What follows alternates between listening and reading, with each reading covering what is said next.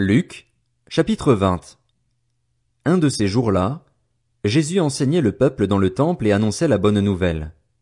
Les chefs des prêtres et les spécialistes de la loi, avec les anciens, survinrent alors et lui dirent: Dis-nous par quelle autorité tu fais ces choses, ou qui t'a donné cette autorité? Il leur répondit: Je vous poserai moi aussi une question. Dites-moi, le baptême de Jean venait-il du ciel ou des hommes? Mais ils raisonnèrent ainsi entre eux: Si nous répondons du ciel, il dira: Pourquoi n'avez-vous pas cru en lui? Et si nous répondons des hommes, tout le peuple nous lapidera, car il est persuadé que Jean était un prophète. Alors ils répondirent qu'ils ne savaient pas d'où il venait. Jésus leur dit: Moi non plus, je ne vous dirai pas par quelle autorité je fais ces choses. Il se mit ensuite à dire cette parabole au peuple. Un homme planta une vigne. La loi a des vignerons et quitta pour longtemps le pays. Le moment venu, il envoya un serviteur vers les vignerons pour qu'il lui donne sa part de récolte de la vigne. Mais les vignerons le battirent et le renvoyèrent les mains vides. Il envoya encore un autre serviteur. Ils le battirent lui aussi, l'insultèrent et le renvoyèrent les mains vides. Il en envoya encore un troisième, mais ils le blessèrent aussi et le chassèrent. Le maître de la vigne se dit alors: Que faire? J'enverrai mon fils bien-aimé. Peut-être en le voyant auront-ils du respect pour lui. Mais quand les vignerons le virent, ils raisonnèrent entre eux et dirent: Voilà l'héritier. Tuons-le, afin que l'héritage soit à nous. Ils le jetèrent hors de la vigne et le tuèrent. Maintenant, que leur fera donc le maître de la vigne?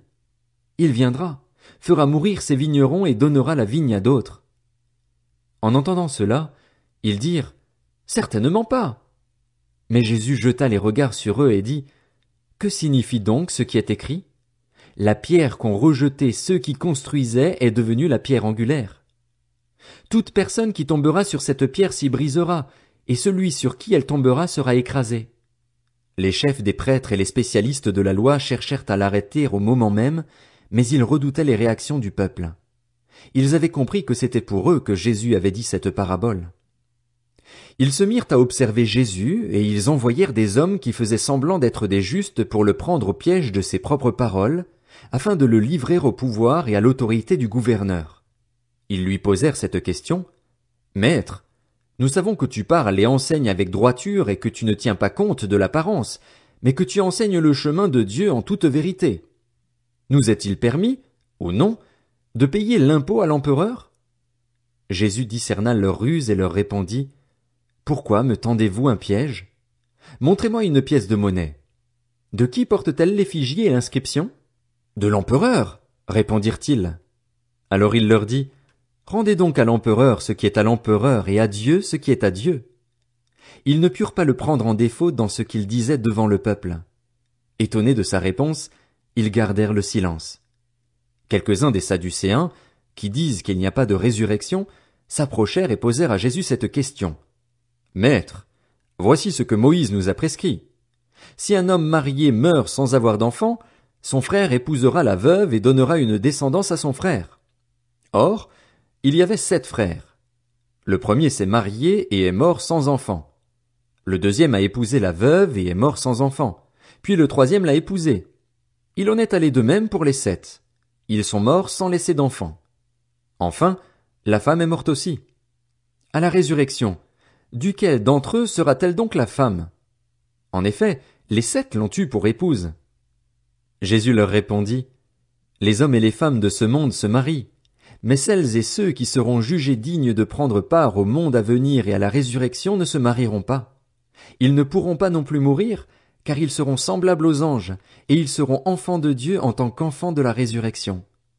Que les morts ressuscitent, c'est ce que Moïse a indiqué dans l'épisode du buisson, quand il appelle le Seigneur le Dieu d'Abraham, le Dieu d'Isaac et le Dieu de Jacob. Or Dieu n'est pas le Dieu des morts, mais des vivants, car tous sont vivants pour lui. Quelques spécialistes de la loi prirent la parole et dirent: Maître, tu as bien parlé. Et ils n'osaient plus lui poser aucune question.